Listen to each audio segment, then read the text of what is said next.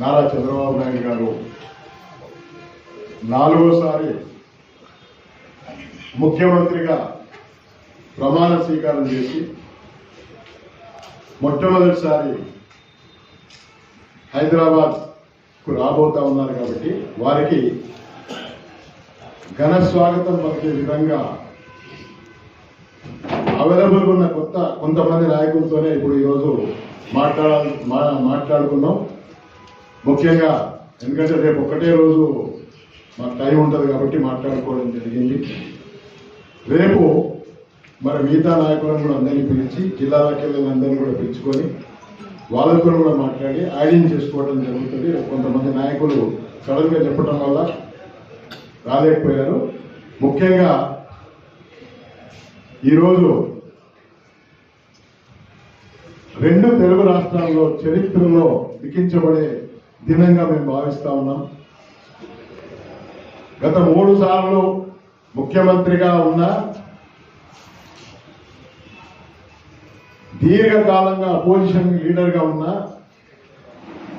40-45 సంవత్సరాలు ఆయన సుదీర్ఘ రాజకీయ జీవితంలో జాతీయ స్థాయిలో ఒక టైము వాజ్పేయి గవర్నమెంట్ లో, వాజ్పేయి గారి తర్వాత చంద్రబాబు నాయుడు గారికి నేషనల్ లెవెల్లో ఉండే గుర్తింపును, అంటే ఆ విధానంలో లోక్సభలో మెయిన్ ప్రతిపక్ష పార్టీగా తెలుగుదేశం పార్టీ నిలబెట్టినటువంటి వ్యక్తి చంద్రబాబు నాయుడు గారు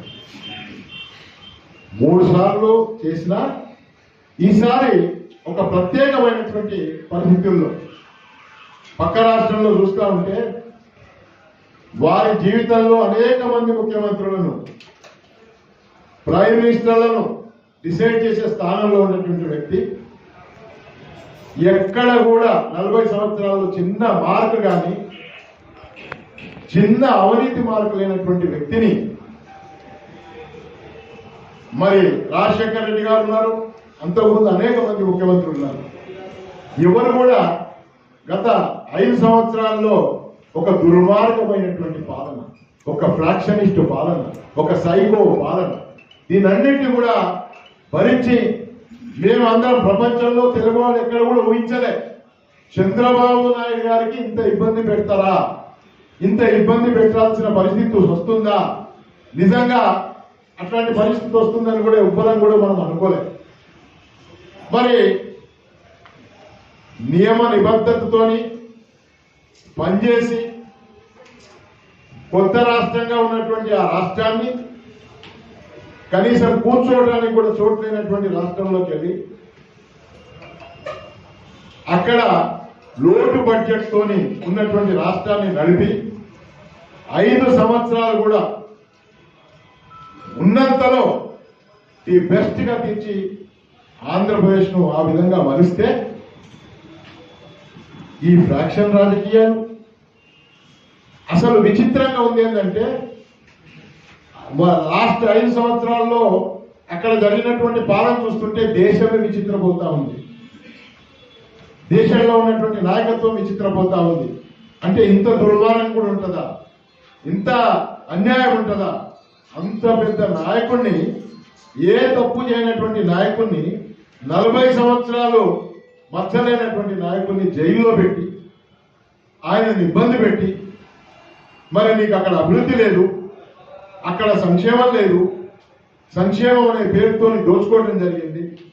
అక్కడ ఉన్నటువంటి అవినీతి ఇప్పుడు ఒక్కొక్కటి తీస్తా ఉంటే అవినీతి మరి కొల్లలుగా బయటికి వెళ్తా ఉంది. అట్లాంటి పాలనను